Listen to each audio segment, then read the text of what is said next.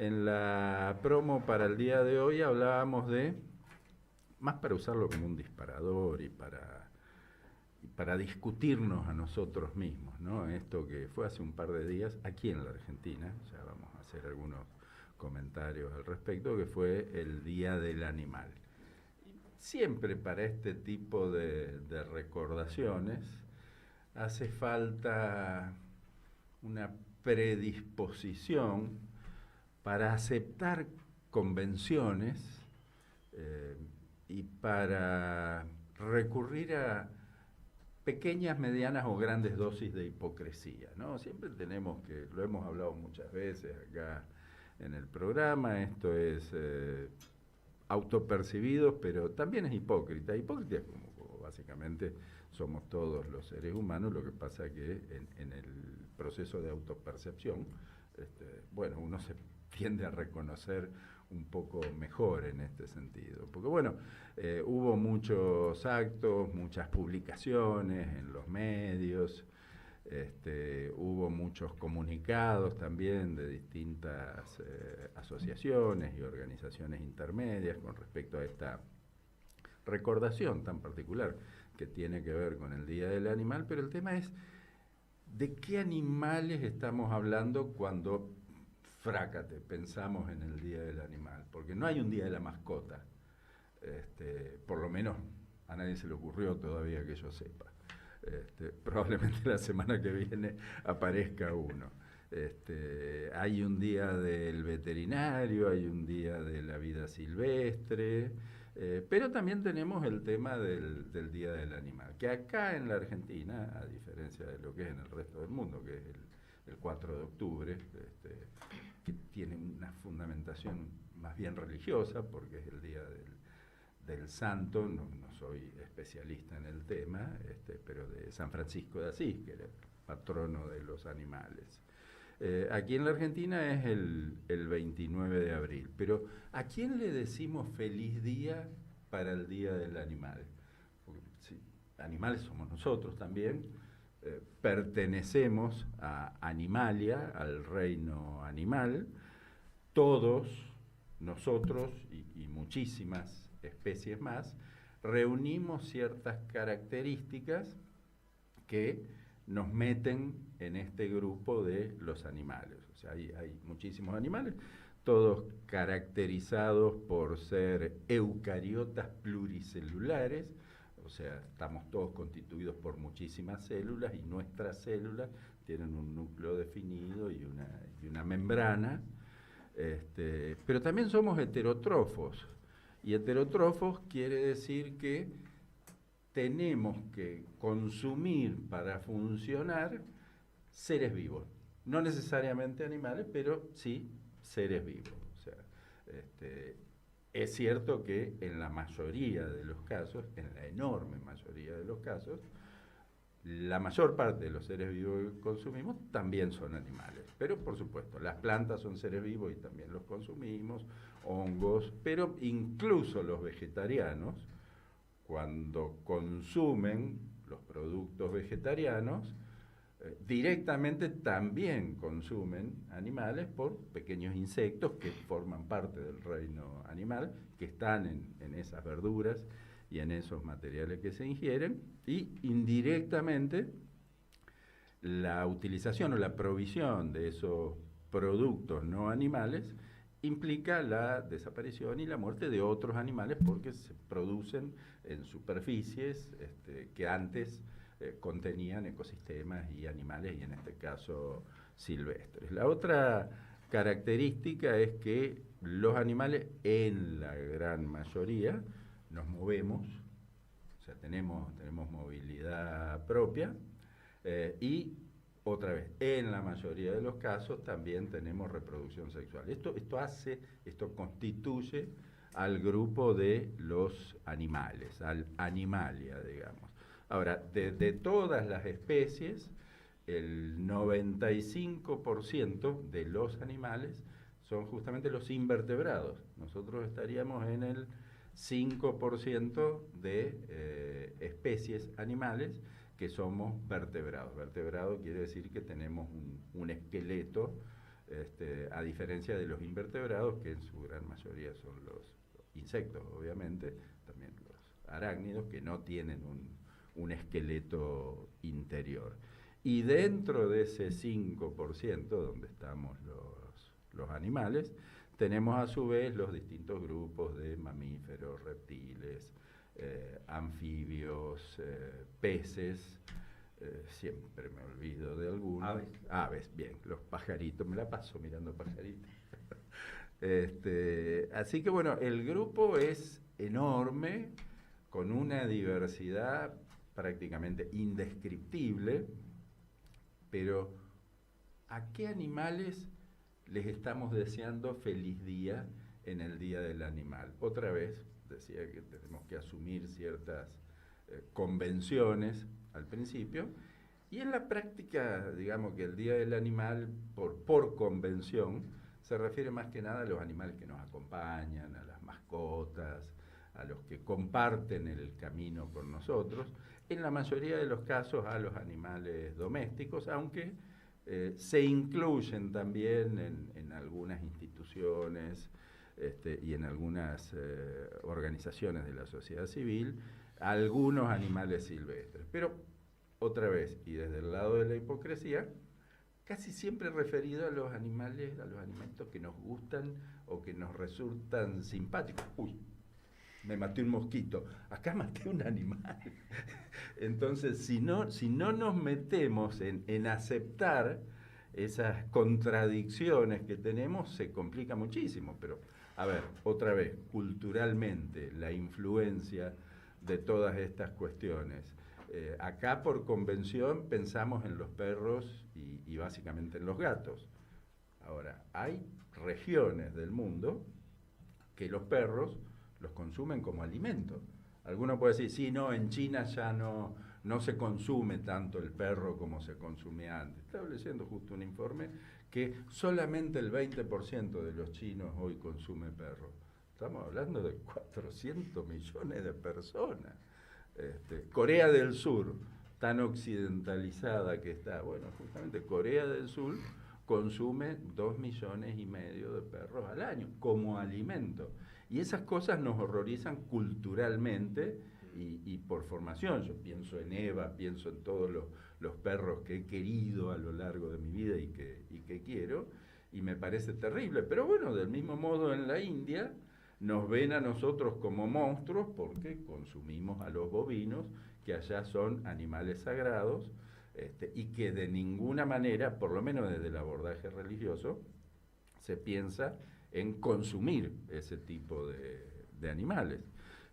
Claramente no los tratan como sagrados porque padecen una enorme cantidad de enfermedades, porque al no tener un valor comercial no tienen prácticamente ningún cuidado, andan habitualmente vagando por las calles o por los caminos rurales, tratando de comer hasta de la basura, pero digamos que la convención es que son animales sagrados, y nosotros en esta parte del mundo, y en buena parte del mundo, digamos también, nos ocupamos de comer ese tipo de animales sagrados. Así que otra vez, la convención es básicamente para nuestras mascotas, para los bichos que nos acompañan en este camino. Y algo que siempre me llamó la atención, bueno, hemos dicho que Eva en casa, un pequinés, un caniche toy y un gran danés, todos básicamente son lobos. O sea, comparten 99,9% el ADN de los lobos. O sea, los lobos son los animales que siempre por convención pensamos que nosotros domesticamos. Y hay varias teorías que hoy hablan de que se autodomesticaron. O sea, que el lobo se empezó a acercar a los seres humanos, en tanto los seres humanos se movían para cazar y para obtener su alimento, y eso hacía que algunos animales un poco más mansos estuviesen más próximos, ya como comensales del ser humano, ¿no? Para aprovechar, digamos, lo que el ser humano generaba, será otra discusión si ya éramos seres humanos en esa época, dependiendo de cuándo empezamos a hablar de eso. Éramos Homo sapiens, esto pasaba con los Neandertal, o sea, es otra parte de la discusión. Pero lo cierto es que el proceso de domesticación o autodomesticación del perro empezó a partir de la caza. Pero ¿cuándo empezó el proceso de domesticación de los gatos? O de autodomesticación, porque es más claro en los gatos que es una autodomesticación. ¿Ya empezó?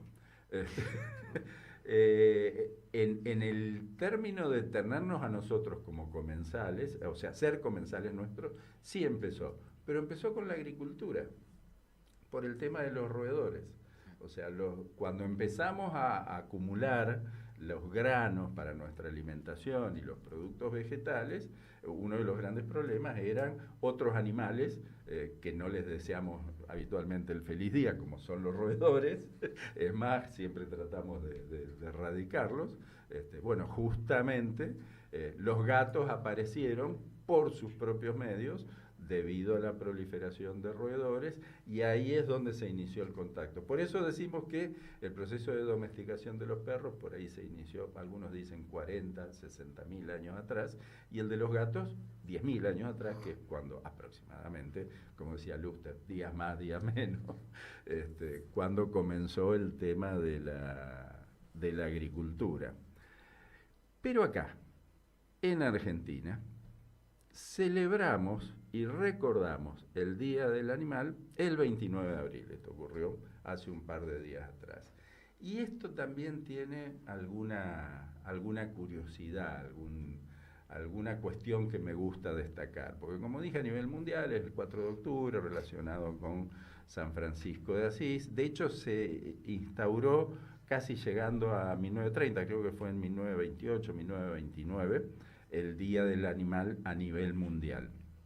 En la Argentina, el Día del Animal se estableció en el año 1907, a instancias de don Ignacio Lucas Albarracín, un jurista argentino, nacido en 1850, uno de los grandes actores de la que siempre se habla tanto, en algunos casos para bien, en muchos otros para mal, la famosa generación del 80, que con un grupo de destacadas personalidades, cuando todavía era bastante jovencito, tenía 20 y tantos años, don Ignacio Lucas Albarracín, decidieron conformar la Sociedad Protectora de Animales en la Argentina. Hubo un primer presidente, algunos dicen Albarracín fue el primer presidente de la protectora, no, fue el segundo. El primer presidente de la Sociedad Protectora de Animales en la Argentina fue un tal Domingo Faustino Sarmiento, que luego le cedió esa posición a Ignacio Albarracín. Ignacio Albarracín era un jurista, un abogado, pero tenía una gran empatía por los animales por los que tenía empatía, aclaremos, o sea que es la convención que siempre tenemos que aceptar en este sentido. Y a partir de eso generó un montón de proyectos que tenían que ver con el buen trato a los animales de tiro en la ciudad. En esa época había mucho carro tirado por caballos, prácticamente todo se movía con tracción a sangre, y también por el tema de los animales de compañía, los animales en los parques, creó ciertos refugios. Lo que pasa que, como suele ocurrir en estas cosas, hay muchas organizaciones animalistas, siempre digo bien intencionadas, casi siempre muy mal informadas, a veces es profeso y otras veces arteramente, por decirlo de alguna manera, cuando le empiezan, ahora en estos días, ¿no?, por el Día del Animal, cuando le empiezan a reconocer virtudes a Albarracín, le van agregando el tema de los caballos, el tema de los perros y todo eso, y además se descuelgan porque lo tienen en la agenda estas organizaciones, con el tema de, también fue uno de los primeros en pedir el cierre de los zoológicos, lo cual es total y absolutamente descabellado, y yo no sé si desconocen ex profeso la historia o sencillamente nunca se ocuparon de leer porque el Día del Animal en Argentina, establecido, como dije, el 29 de abril del año 1907, si no fue en 1907 fue en 1908, lo estableció Ignacio Lucas Albarracín en acuerdo con Clemente Onelli, que era el director del Jardín Zoológico de Buenos Aires en esos tiempos, y el Día del Animal se celebró en ese momento. La primera vez no fue el 29 de abril porque parece que cayeron sapo de culo y hubo que correrlo 3 días, se celebró el 2 de mayo, pero quedó fijo el día 29 de abril con, según cuenta la historia y según se ven algunas fotografías de la época, miles y miles de guardapolvos blancos de chicos escolares en el Zoológico de Buenos Aires. Y de hecho se siguió celebrando en el Zoológico de Buenos Aires mientras vivió don Ignacio Lucas Albarracín, que jamás luchó para que se cierre absolutamente ningún zoológico, a pesar de lo que dice mucha gente. Por una broma macabra del destino, don Ignacio Albarracín terminó muriendo muchos años, creo que fue en el 28 o en el 29, un 29 de abril, el día que él había definido con Clemente Onelli, que para justamente hacer una recordación. Así que de hecho la Argentina fue probablemente el primero, pero si no uno de los primeros países en el mundo en tener un Día del Animal para la celebración, y recién veintitantos años después a nivel mundial se estableció el Día del Animal. Y me va a quedar como tarea hablar un poco de don Clemente Onelli, que lo voy a dejar para otro momento, que fue un personaje también muy característico del grupo de la generación del 80 en su momento. Fue uno de los trabajadores de campo de don Florentino Ameguino, era uno de los recolectores de fósiles, junto con Carlos Ameguino, el hermano de Florentino, todos después trabajando con, bueno, los que escuchan a veces el programa saben que tengo una especie de debilidad por el perito Francisco Pascasio Moreno, que justamente en sus tareas para la definición de los límites con Chile, convocó a todo este grupo. Así que don Carlos Ameguino y don Clemente Onelli fueron parte del equipo técnico que también trabajó en el establecimiento de los límites.